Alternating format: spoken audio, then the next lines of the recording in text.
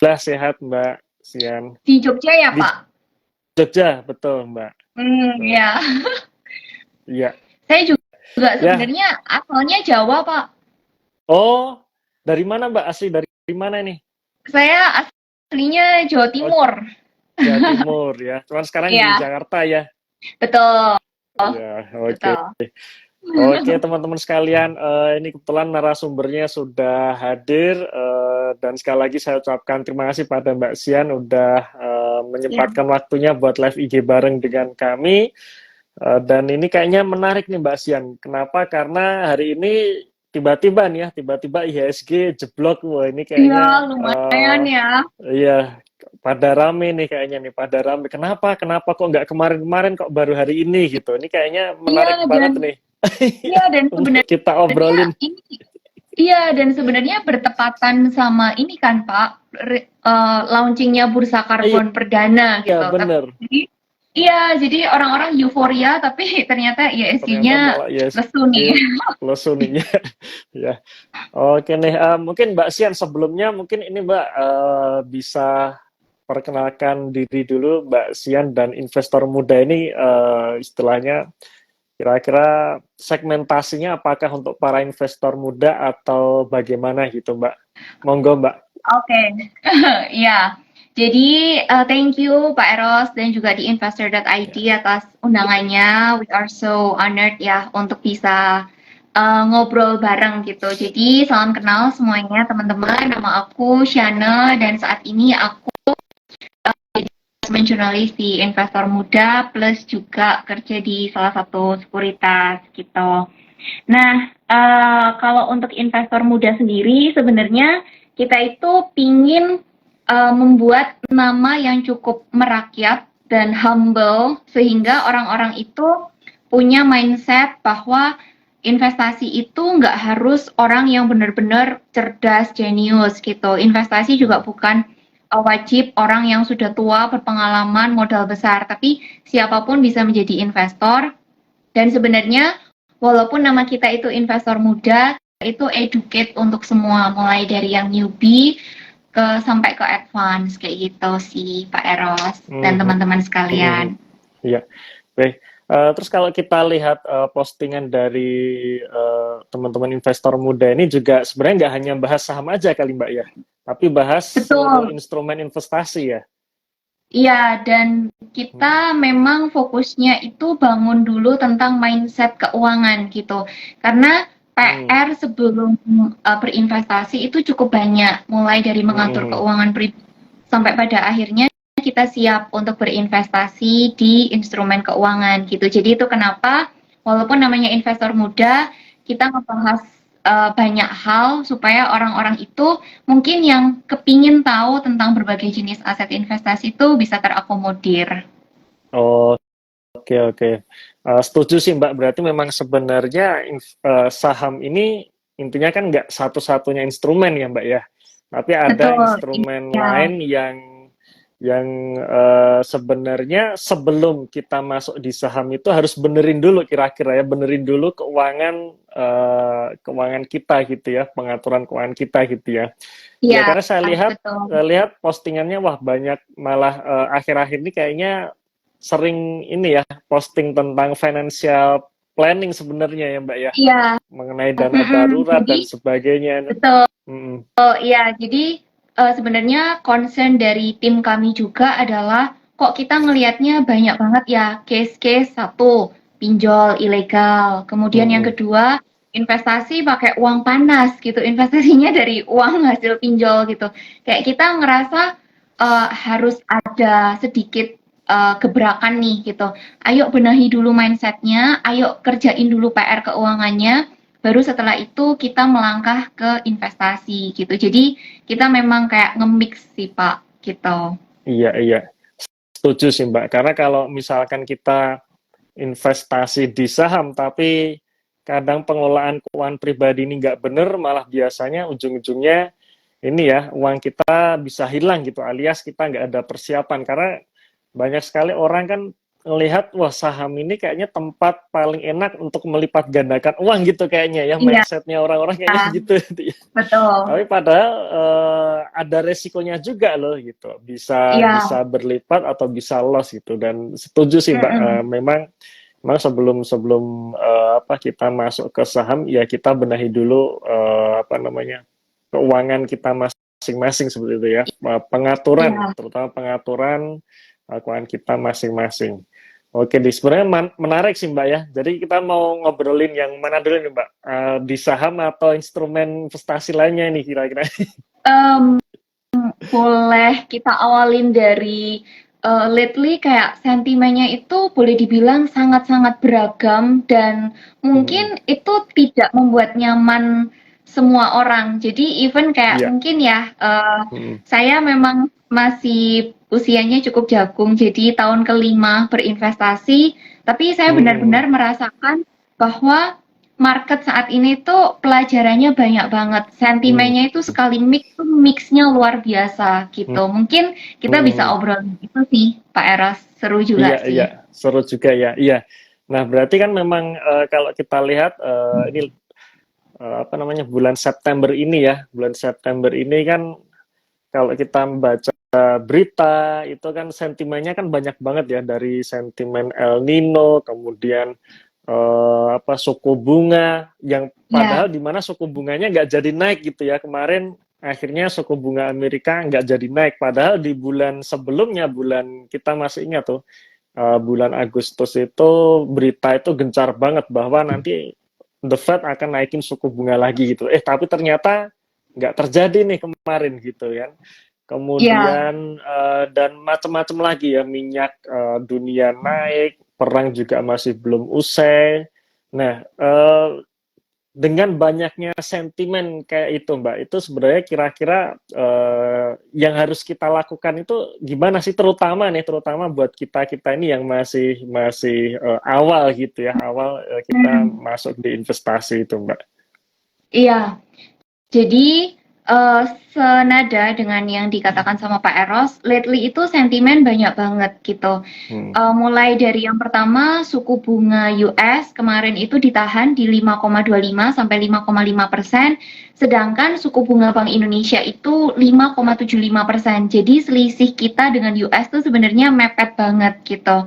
Dan Hmm. ini yang dikhawatirkan sama orang-orang bisa jadi salah satu trigger untuk outflow. Itu mungkin yang sekarang lagi diperhatikan juga sama investor gitu. Kemudian Hmm. yang kedua, sebenarnya dari US sendiri itu ada salah satu risiko cukup besar nih Pak, karena ini kan nilai utangnya itu sudah all time high banget, sekitar Hmm. 33 triliun US dollar, dan ada kemungkinan kalau seandainya tidak ada penyelesaian, itu ada risiko government shutdown gitu. Jadi kayak ibarat kata dari segi globalnya itu tuh agak riskan gitu. Hmm. Kemudian juga tadi sempat dimention harga oil naik dan lain sebagainya, jadi harga komoditas pada rebound. Nah, dengan sentimen-sentimen seperti ini, menurut saya secara pribadi adalah sentimen itu akan selalu ada, baik di kondisi market bullish atau kondisi market bearish, itu selalu ada sentimen gitu. Dan sentimen hari ini bisa baik, sentimen besok bisa buruk. Jadi itu kenapa at least harus ada satu hal yang sifatnya konstan atau yang tidak mudah berubah gitu, yang bisa jadi Hmm. pegangan kita. Bigger picture-nya itu memang jadi fokusnya adalah ke bigger picture.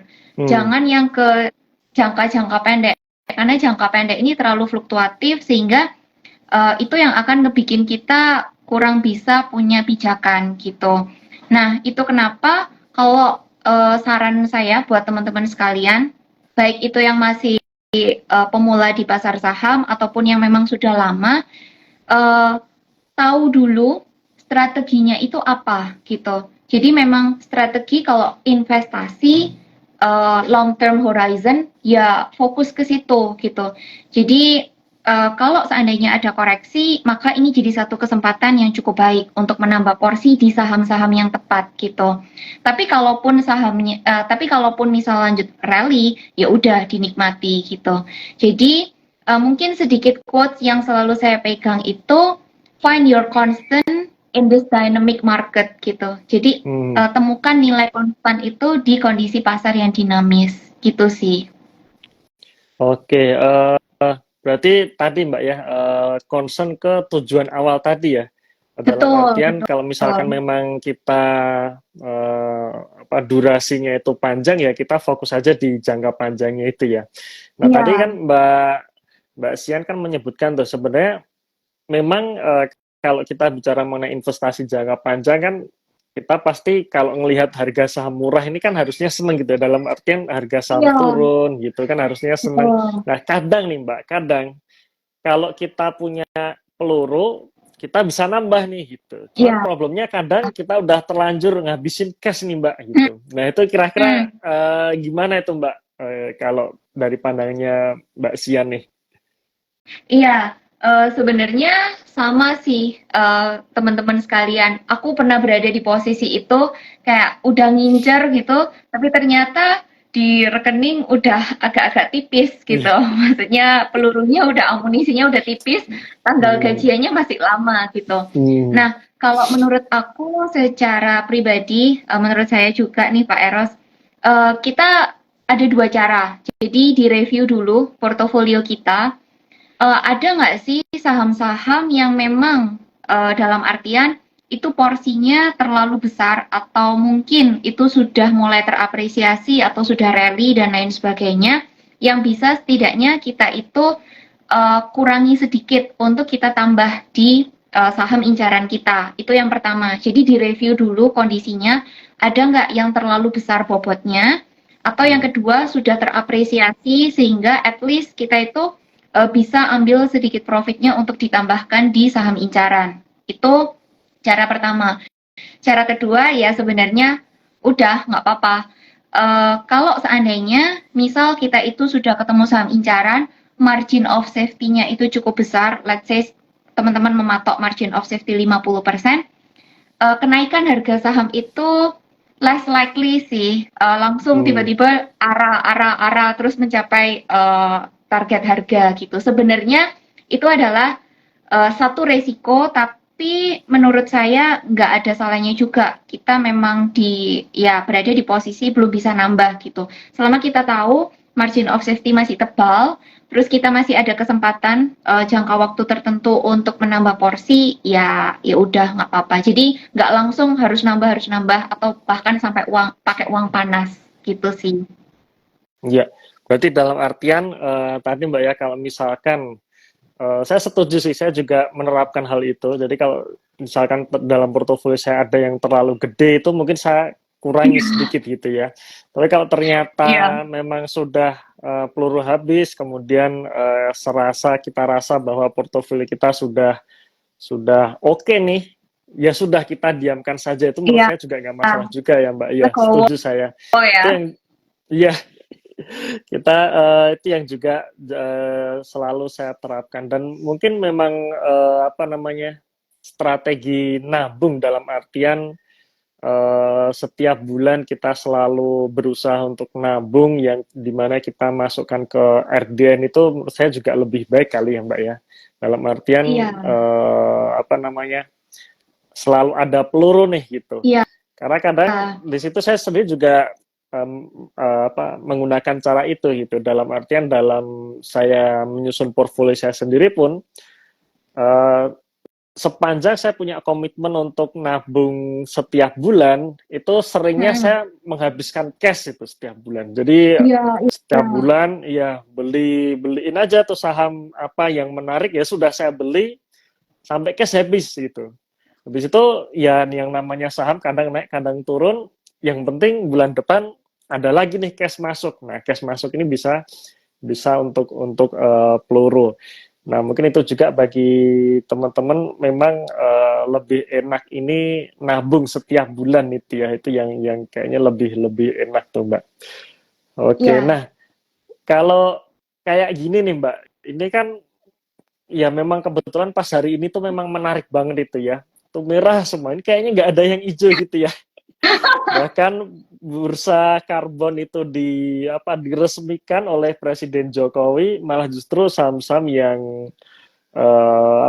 saham-saham yang diuntungkan dengan adanya bursa karbon tersebut ternyata ikut turun juga tuh gitu. Nah, Iya. kalau melihat fenomena seperti ini berarti sebenarnya sektor yang diuntungkan itu sektor yang seperti apa sih kalau menurut Mbak Sian? Oke, jadi sebenarnya yang perlu mungkin kita ingat bersama adalah memang kayak ketentuan tentang bursa karbon sampai ke perdagangan karbon dan lain sebagainya itu sifatnya menguntungkan untuk emiten-emiten yang sifatnya itu pure players gitu. Pure players dalam artian let's say kayak Barito Pacific atau PGEO. Anyway, disclaimer on ya teman-teman sekalian. Jadi kita bahas untuk tujuan edukasi PGEO, BRPT karena kan memang mereka berdua ini pure players untuk perihal geothermal atau panas bumi. Kemudian Kin dan Arko mereka juga pure players untuk EBT di bidang hydro atau air gitu. Sebenarnya keempatnya ini apresiasi oleh investor gitu dengan kenaikan yang cukup signifikan. Jadi sangat wajar kalau seandainya ketika memang bursa karbon ini diresmikan dan lain sebagainya, orang-orang lebih memilih untuk sell on news gitu. Karena jujur kata, teman-teman sekalian, perdagangan karbon pun itu yang jadi pelaku saat ini itu tuh masih diserahkan ke PLN gitu. Jadi jujur kata belum ada yang namanya kayak secara angka, secara real income akan masuk ke emiten-emiten tersebut. It takes time lah. It takes time untuk benar-benar mereka secara numbers sangat terdorong gitu dengan bursa karbon. Jadi menurut saya kalau seandainya memang teman-teman kemarin sudah ada posisi memanfaatkan momentum tersebut, tidak ada salahnya untuk melakukan profit taking. Tapi kalau memang teman-teman ini tipikal yang fokus banget ke memang numbers dan lain sebagainya, karena jujur kata PGEO itu tidak akan berhenti untuk menambah kapasitas geothermalnya, begitu juga dengan Kin dan Arko. Ketika ada penambahan kapasitas, to be honest, ya dalam jangka panjang numbers-nya juga akan membaik dari segi top line sampai ke bottom line. Tapi itu long term game. Kalau teman-teman memang punya time frame yang sangat panjang, ya kondisi koreksi akan jadi kesempatan untuk menambah gitu.